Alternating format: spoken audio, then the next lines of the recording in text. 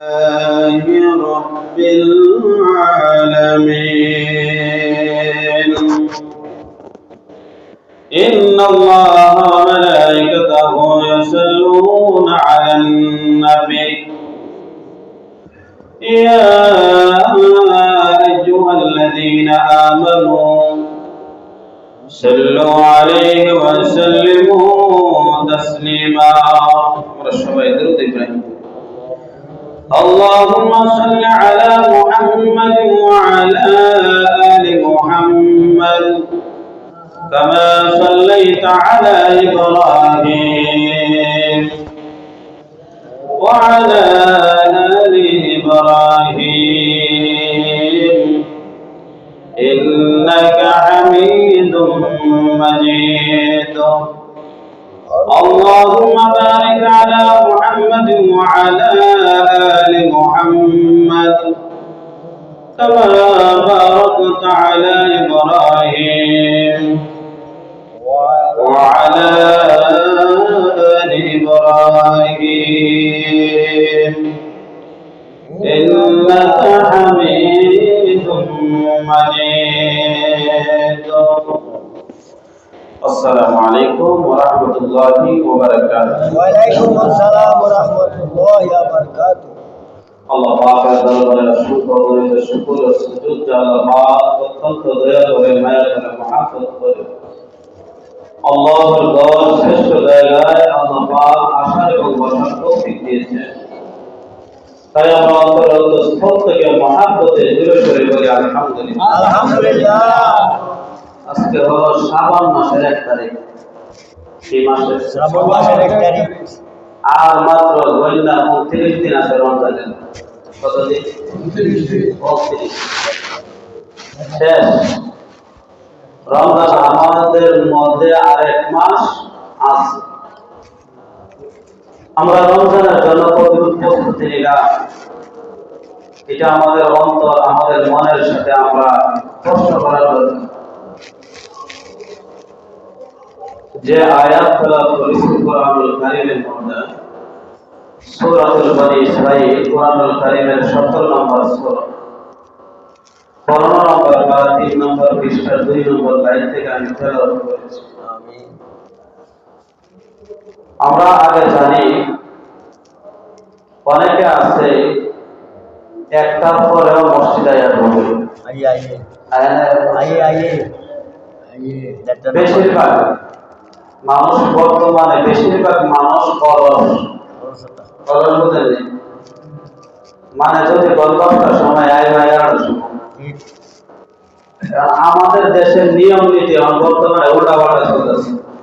উল্টাপাল্টা কিভাবে উল্টাপাল্টা চলা যেত না, আমরা চলে অসুবিধা নেই। বোঝানোর কথা মানুষরা বিশ্বাস করেন নাই হুজুরে চলা যেত না, কিন্তু আমরা চললে অসুবিধা নাই, হুজুরে চললে অসুবিধা। আমি বাংলাদেশের যত মেল দেখছি, যত জায়গা দেখছি, মেল বোঝেননি দরবার যত জায়গা গেছি, যদি টাইমটা 9টা 11টার সময় বিশ্বাস করেন এই সব প্রোগ্রামার আমি দেখছি না বলে এই সাহেব এত দেরি হলো কেন? বুঝলেন কথা? এরকম আমি দেখছি না কোনো ব্যাপারে কিন্তু যদি নামাজের প্রতি 20-এর পরে 21 হয়ে যায় হুজুর টাইম পড়া এরকম আছে নি? আর হলো হুজুর বেতন দেয়, চেয়ারম্যানের বেতন দেয় না। বিশ্বাস করেন আপনারা? এই কাজ না অনেক মানুষ আপনার হুজুরদের সাথে বেয়াদবি করে, আলেমদের সাথে। 2 নম্বর হলো মসজিদে আসলে সর্বপ্রথম যদি মসজিদে আসেন, আল্লাহ রাসূল বলেছেন একটা উট যদি কুরবানি দেওয়া হয়, কুরবানি দিলে যে সওয়াব মসজিদে সর্বপ্রথম আসলে এই পরিমাণ সওয়াব আল্লাহ দিয়ে দেয়। সুবহানাল্লাহ। বুঝতে পারছেন? 1 নম্বর। তাহলে আমরা সর্বপ্রথম হলো হুজুরগণ নিজে বল বিভিন্ন ফ্যামিলি বিষয় হোক কথাই থাকতে হবে। হুজুরদের ক্ষেত্রে এক কথা, আমার ক্ষেত্রে অন্য কথা, আবার জনগণের ক্ষেত্রে অন্য কথা, এরকম চলবে না। সবার কি এক সুতায় থাকতে হবে, এক মাপে থাকতে হবে। আপনার কথা হুজুরের কথা না। আপনার চলাফেরা আর হুজুরের চলাফেরা না। হুজুর কি আসমান থেকে নাইছে? হুজুর তো মানুষই, আপনিও মানুষ। সবার কথা সমান থাকলে তাকে বলা হয় মুমিন। তাকে কি বলে? মুমিন। যাই আপনারা পড়ছি 15 নম্বর পারা 3 নম্বর পৃষ্ঠার 2 নম্বর লাইন থেকে আল্লাহ সূরা বনী ইসরাঈলের মধ্যে বলেন সর্বপ্রথম وَمَنْ أَرَادَ الْآخِرَةَ وَسَعَى لَهَا سَعْيَهَا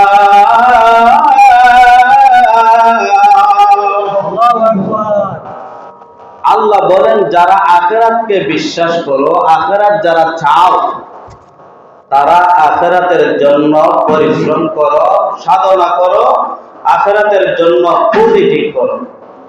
আখিরাতের জন্য পুঁজি ঠিক করো, কার কথা? আল্লাহর কথা। 1 নম্বর হলো কি?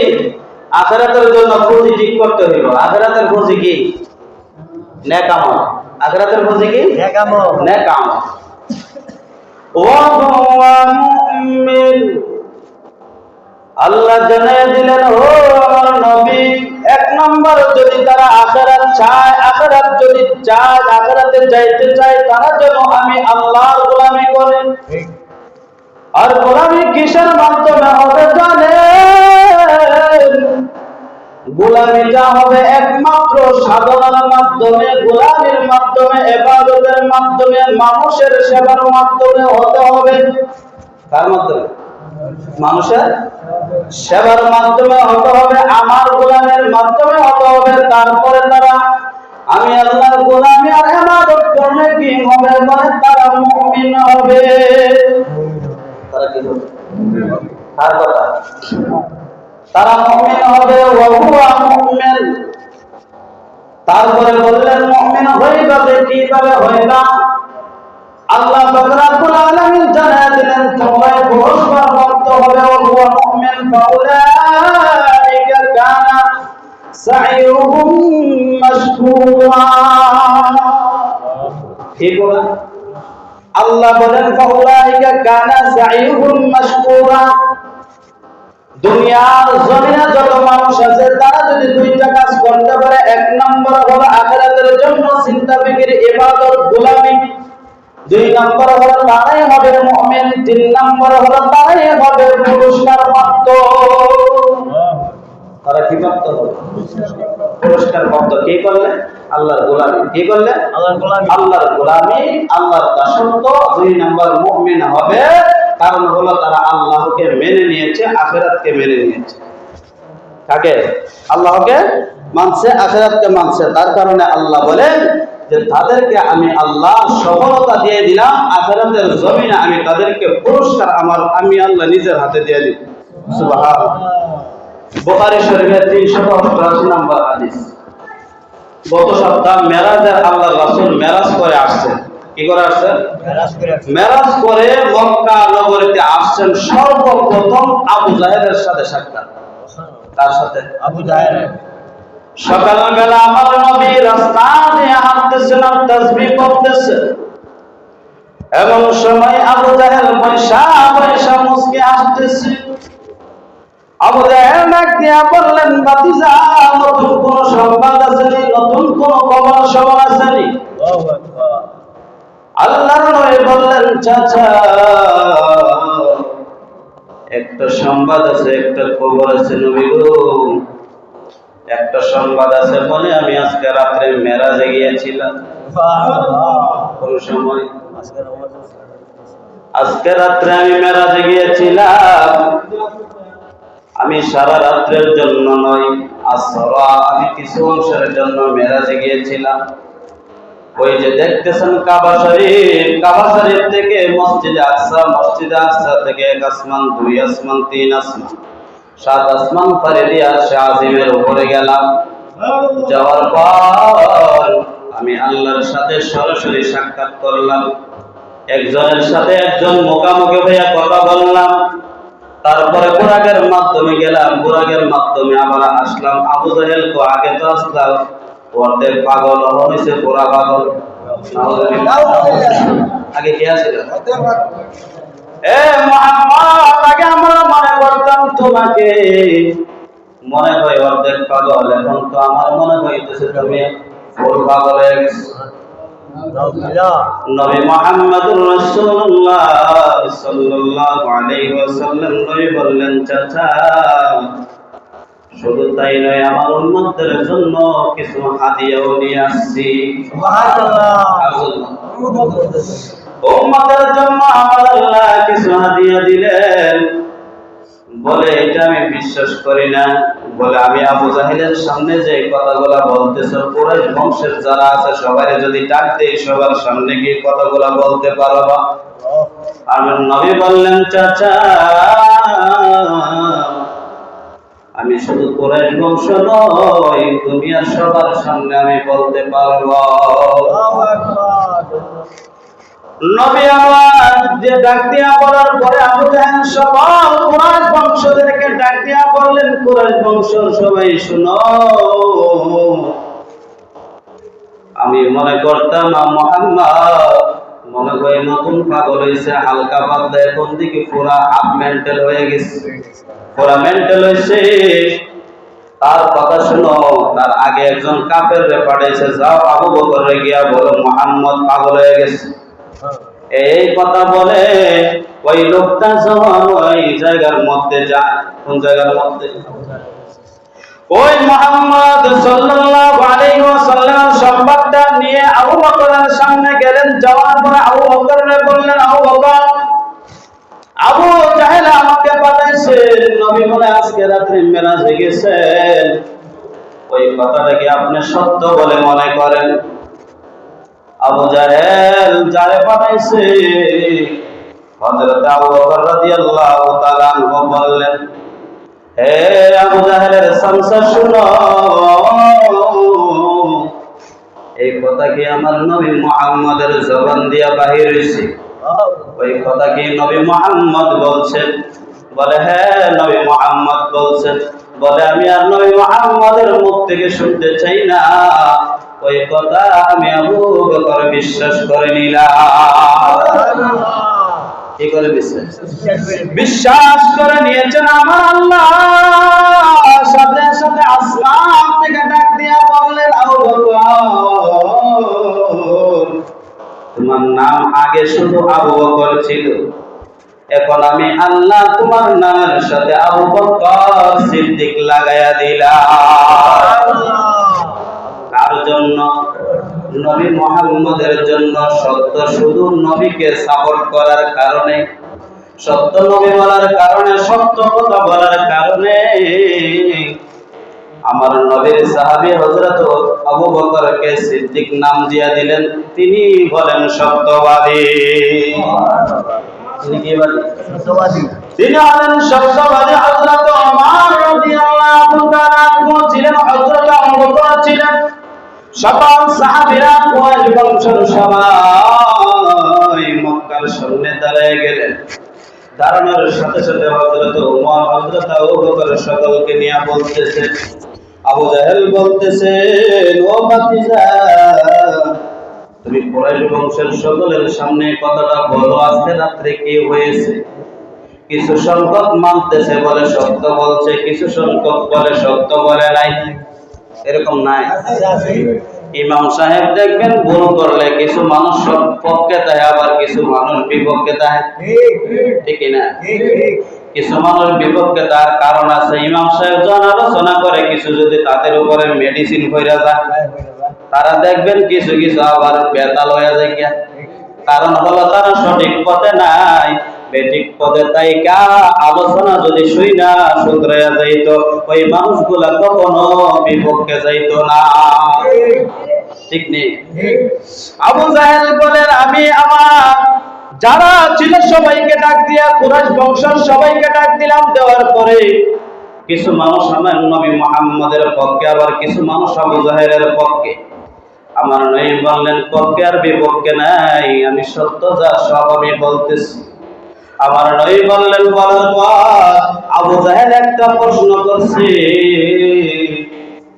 ও মুহাম্মদ, আর কোনো কিছু দিয়ে আটকাইতে পারে না মুহাম্মদ, বলো তো বাইতুল মুকাদ্দাসে কয়টা পিলার আছে? আল্লাহু আকবার। আরে বলতেছে নবীজিকে বুখারী শরীফের 388 নম্বর হাদিসের মধ্যে আছে। আবু জাহেল যখন বললেন নবী আমার চিন্তায় টেনশনে পড়ে গেলেন, করিয়া আমার নবী হিজর নামক একটি জায়গা আছে কাবা শরীফের কাছে, যারা গেছে বলতে পারবেন কি নামক জায়গা? হিজর নামক জায়গা। ওই জায়গার মধ্যে কারিয়া টেনশন করতেছে। আল্লাহ পাক জিবরাইল আমিনকে ডাক দিয়া বলতেছেন, জিবরাইল কেন দেরি করতেছ, যাও আমার বন্ধুর সামনে বাইতুল মুকাদ্দাসটা হাতের সামনে নিয়ে তুমি দাঁড়ায়া থাকো। কি করে থাকতো? আমার বন্ধু মুহাম্মদের সামনে তুমি বাইতুল মুকাদ্দাসটা হাতের মধ্যে লইয়া আমার বন্ধুর চেহারার সামনে চোখের সামনে দাঁড়ায়া থাকো। আমার নবী কিছু চিন্তা করতেছে, এমন সময় দেখে বাইতুল মুকাদ্দাসটা সামনে। আর আবু জাহেল প্রশ্ন করতেছে, বাতিজা তুমি তো বলতে পারো নাই। নবী বললেন, চাচা বলতে পারি নাই এই কথা নয়, আমি শুরু করি আপনি শুনতে থাকে। আমি কি করি? বলতে থাকি। আমি শুরু করি। আমার নবী জিবরাইল আমিন সামনে নিয়ে দাঁড়ায় থাকলেন। আমার নবী বলতেছে, ওই কর্নারে এতটা পিলার, ওই কর্নারে এতটা জানালা আছে, ওই সাইডে অতটা পিলার আছে। আমার নবী বলতে বলতে এক এক করে সকলগুলা বলে দিলেন। আবু জাহেল বলে, নবী গো, ও বাতিজা তুমি মনে হয় নতুন গণক হয়েছে। নতুন কি হয়েছে?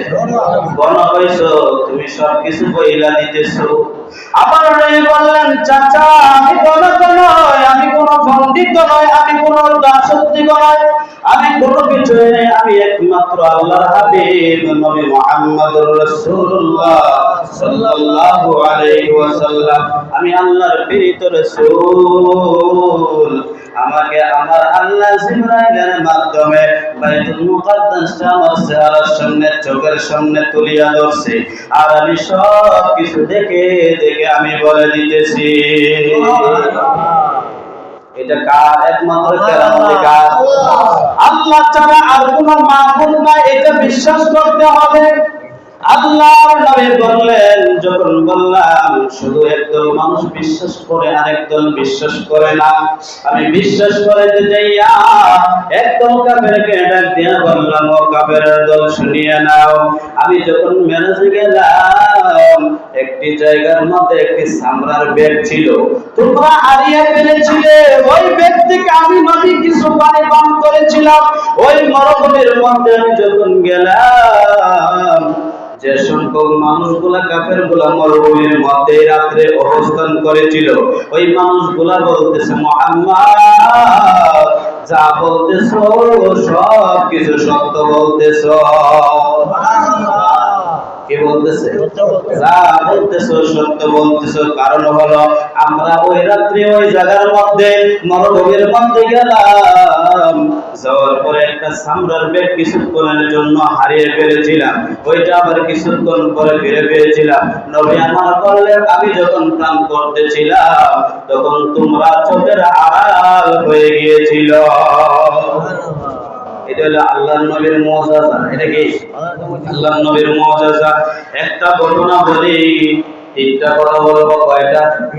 তিনটা। সাহাবীরা ছিল কি, হইল কি, তাদের ভিতরে ঢুকছে কি, তাদের ভিতরে ঢুকছে কি, আগে ছিল কি?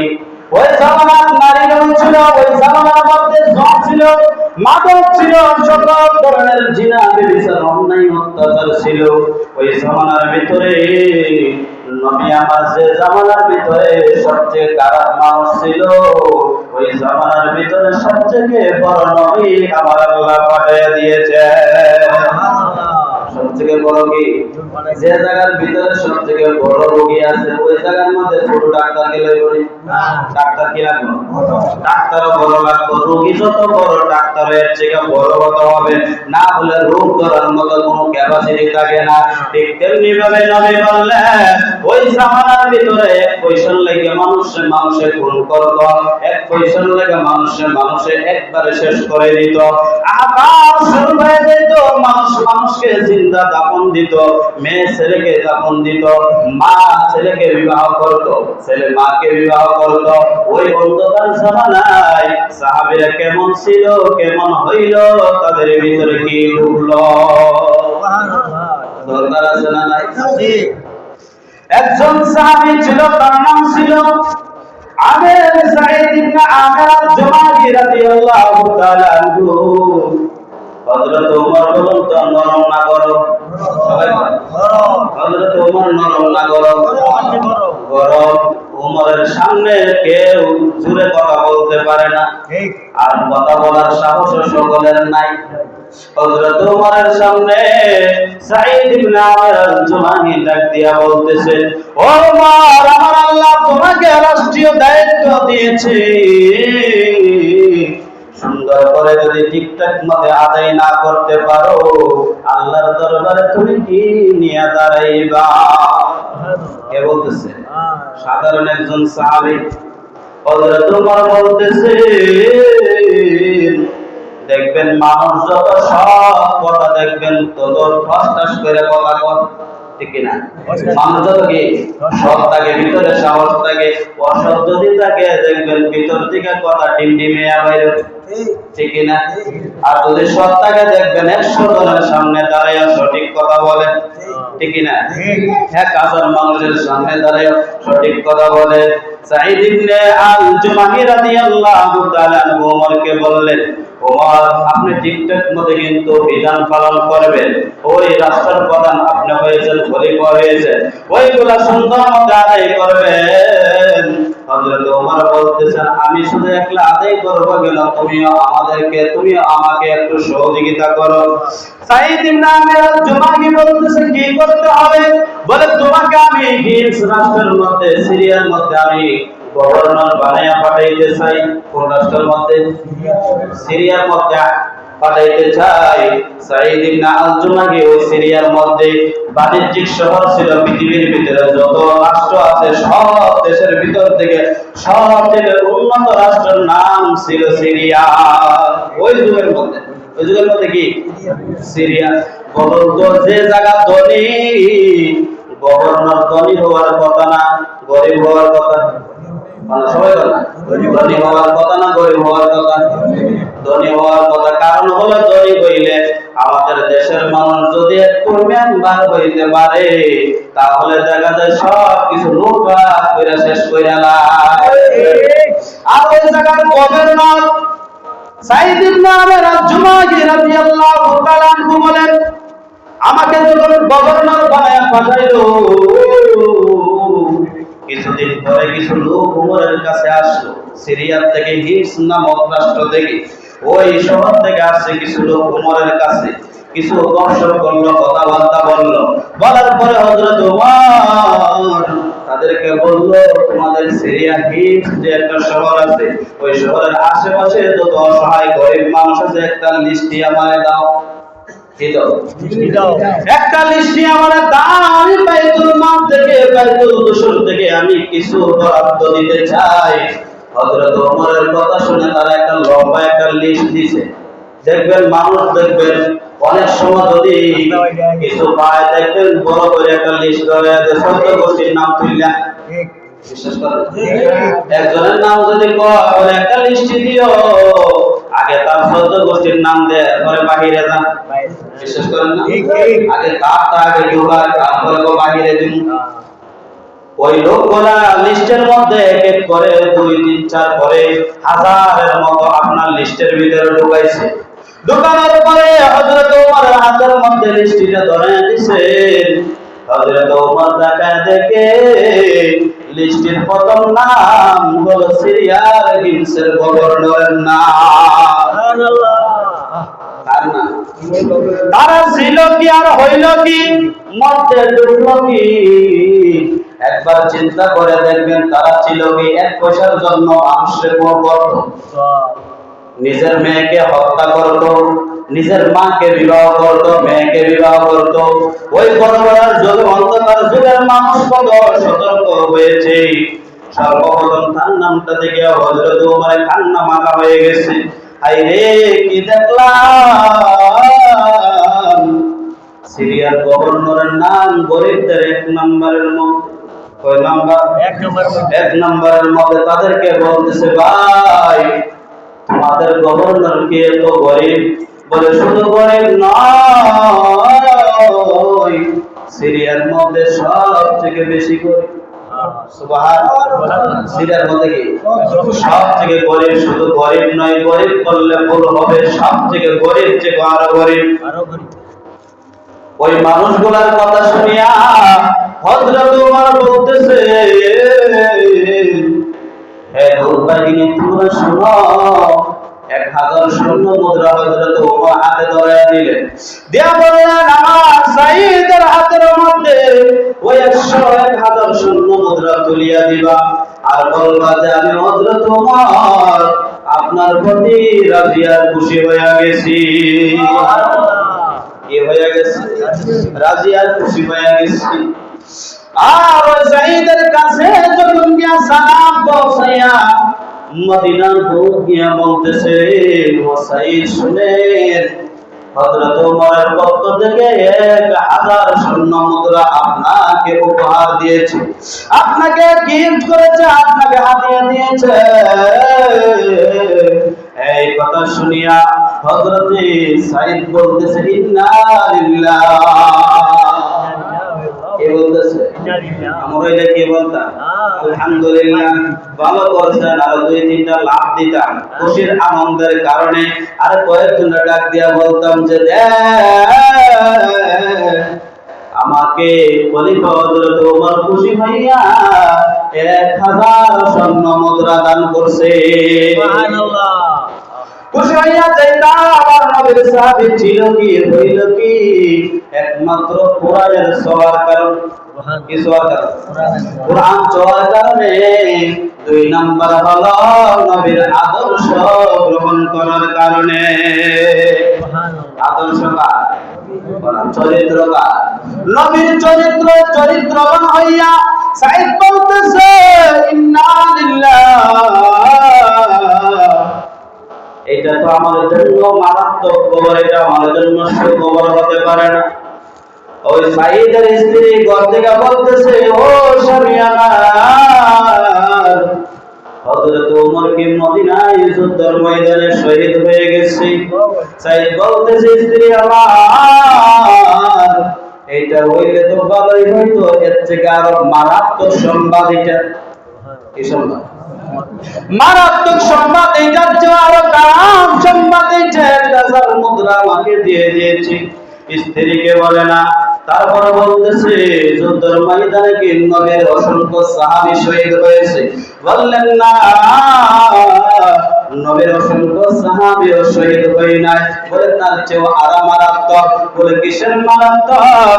স্ত্রী জানতে চাইলেন, স্বামী আমার, ঘুরিয়ে পিছিয়ে না বলিয়ে সরাসরি বলে দেন। সাইদ ডাক দিয়া বলে, ও স্ত্রী আমার, কেমন তাদের চিন্তা ভাবনা, তাদের কেমন চিন্তা, তাদের কেমন চিন্তা ফিকির একবার চিন্তা করেন। নবী আমার বললেন, ও সাইদ, যখন আমি শহীদ ভাবে যখন দুনিয়া থেকে চলে গেলাম, প্রথম হিজরত করলাম, হিজরতের পরে সে ঈমান আনে, কিন্তু ঈমানের মধ্যে কোনো ভেজাল নাই।